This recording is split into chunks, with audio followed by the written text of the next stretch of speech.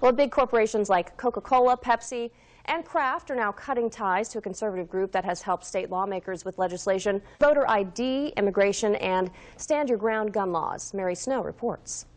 In the wake of Trayvon Martin's death, Florida's Stand Your Ground law came into the spotlight. It sparked controversy over the possibility it could shield George Zimmerman from prosecution.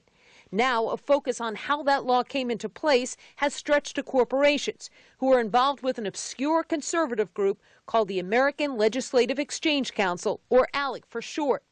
The public pressure is being turned up by liberal advocacy groups like Color of Change. Our members were asking us questions about Stand Your Ground and how did this law not only get in place in Florida, but around the country.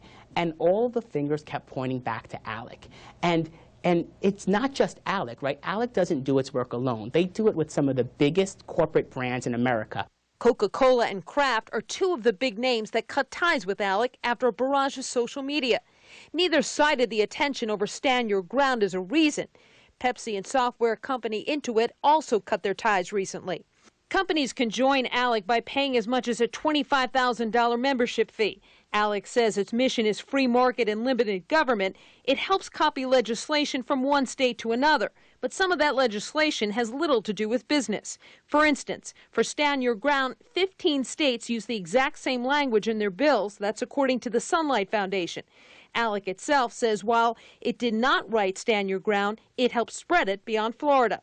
It is one of our model policies, but we have, a broad area of policy topics, and it's really, up to a legislator of his or her particular state what their constituents need and what they find, to be the most pressing problem facing them.